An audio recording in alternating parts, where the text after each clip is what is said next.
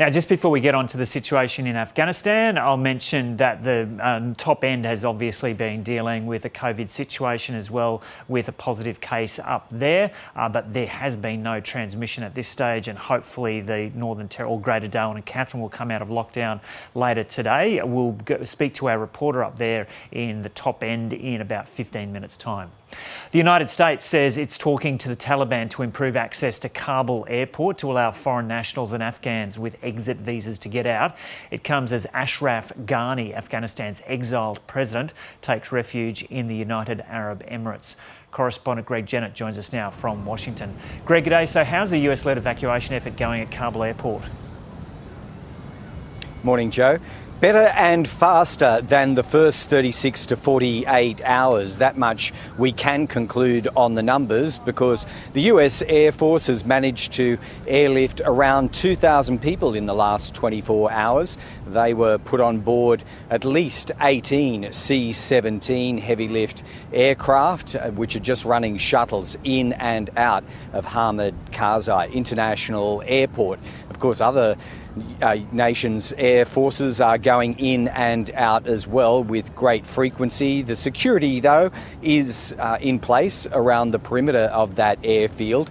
What we do have are some difficulties getting to that perimeter. We know that there's crowd control, so much so that the Taliban have been firing their weapons into the air, just as a crowd control mechanism, we're told. So too have US troops who are outside the airport securing it, because there's a lot of confusion about people making their way to the airport and some not being able to get in. It does appear that US citizens are fine. They flash their passport and are ushered through. Then there's this grey zone of other nationals who may or may not have rights to get aboard some of these flights. So that has created some consternation and a few flare-ups too. This is a point that Wendy Sherman, the Deputy Secretary of the State Department, has made in a briefing here in Washington, DC. She says they really want to hold the Taliban to account and to commit to the undertaking they gave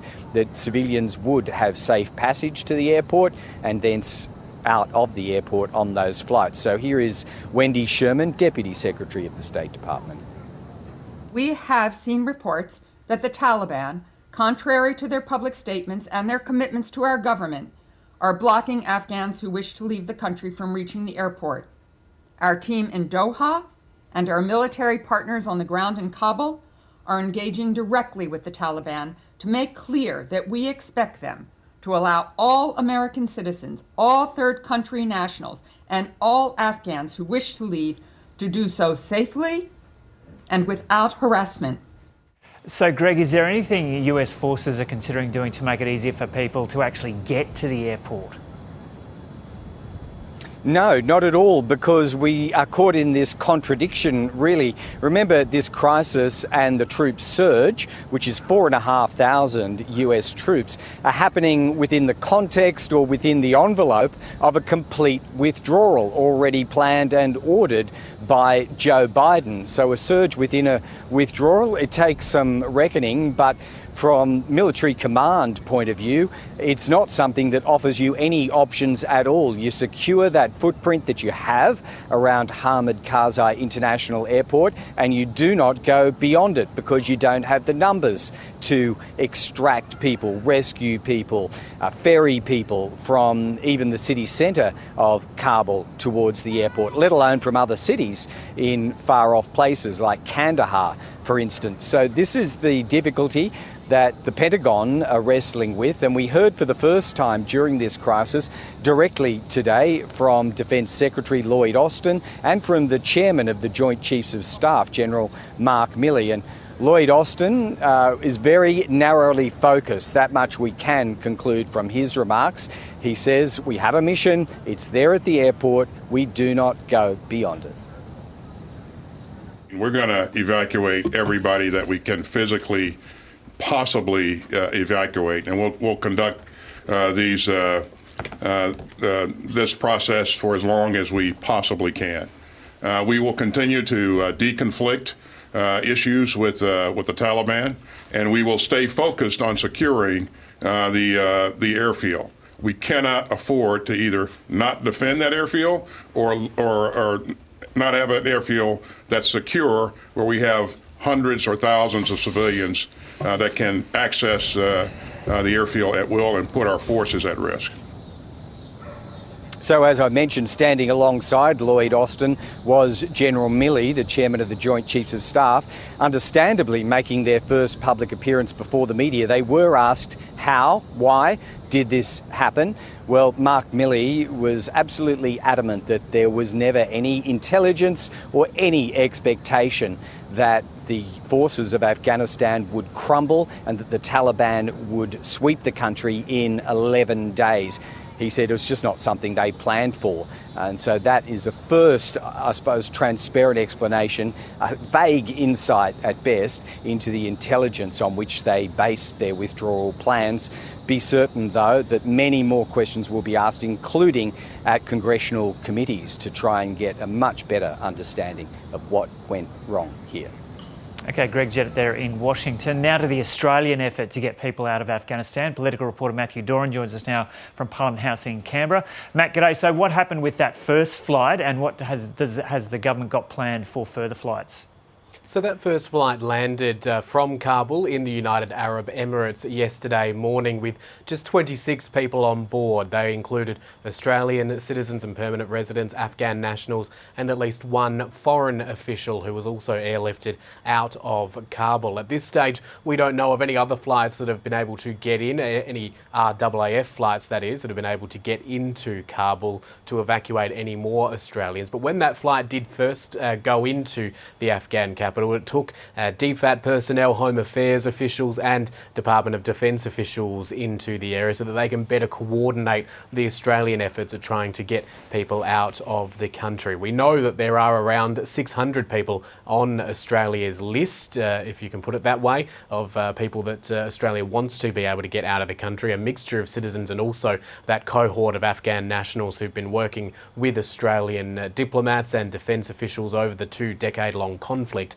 in Afghanistan. But a lot of this, as we've been hearing from our correspondents around the world, relies on the fact that there needs to be access to Kabul's airport, and we know that the RAAF, like other countries, is having to effectively try to get spots to land at the airport, but also the ability for people to get on those flights, to make that voyage across the city to the airport, and the assurances from the Taliban that they would not get in the way of these evacuation missions, well, it relies on them being true to their word. As I mentioned, only 26 people were on that first flight yesterday. That has been criticised by some, considering it is a pretty big plane that they came in on, a C-130 Hercules, which can fit far more people. The government is knocking back suggestions that that's an indication the mission was a failure. The Immigration Minister, Alex Hawke, was on RN Breakfast this morning and saying that it was a success. The situation on the ground is chaotic and the government hopes that it can get more people out on future flights in coming days. The other thing that Alex Hawke has been asked about this morning is this issue of refugee protection for Afghan nationals after the announcement that 3,000 of Australia's existing cap for humanitarian arrivals into Australia would be allocated specifically to Afghan nationals throughout this process. It's far fewer spots than what we've seen from other countries, including the United Kingdom and Canada, but Alex Hawke says it is an ongoing situation. It is a situation that the government is continuing to look at, and he's suggested that it's a far different set of circumstances to, say, the Syrian crisis, where this was a country that was in the grips of war, that there were refugees spilling over the border into other parts of the Middle East and then onwards into Europe. This is a much more isolated set of circumstances, but one which he says the government will continue to review. Yeah, so is it the case that the government plans to get a maximum of around 600 people out through these initial evacuation flights? Well, that's certainly the number that has been put out there by Australian officials. However, the Prime Minister, Scott Morrison, the Defence Minister, Peter Dutton, the Immigration Minister as well, have all started to try to manage expectations here, saying that the situation on the ground is so unpredictable that they will try to get as many people out as possible, but certainly that some people might unfortunately be left behind. That in and of itself opens the government up to criticism that it should have acted sooner. It knew that this day was coming when more coalition forces were going to be pulled out of Afghanistan. Sure, it may not have realised that the Taliban would return to power so quickly and would effectively take over Kabul. But I was also going to ask you about John Howard, the former Prime Minister. He was questioned overnight about the legacy of Afghanistan. What's he had to say? That's right, apologies for that, Joe, that break in transmission. But John Howard was on the ABC's 7:30 program last night, and of course he was the Prime Minister when Australia went into Afghanistan back in 2001, one of the first world leaders to commit troops to that conflict. He says that any suggestion Australia's time there has been for nothing, considering the Taliban is now back in power, is an unfair description, that the goal at the time was to ensure that Afghanistan did not become a breeding ground for terrorists in the wake of the September 11 attacks. However, in saying that, he has launched a bit of a critique on how the United States has handled the withdrawal of its troops over the last couple of weeks and months, and particularly noted that that has made the task for Australian officials in getting more Afghans and Australians out of the country all the more difficult. It's difficult because there's no doubt that the collapse of the opposition to the Taliban has been very rapid.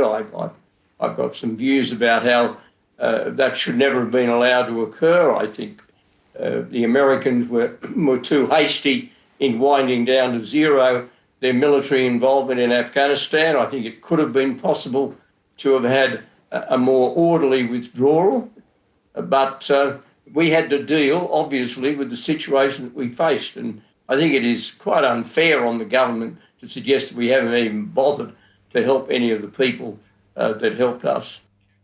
The former Prime Minister John Howard on 7:30 last night, and while his criticism there is directed at the current US administration led by President Joe Biden, he's also this morning commented on the role that Donald Trump has played in the escalation of tension within Afghanistan, saying that his dealings with the Taliban during his time in office left a lot to be desired and also fuelled the current circumstances. Joe? Okay, Matthew Doran there in Canberra.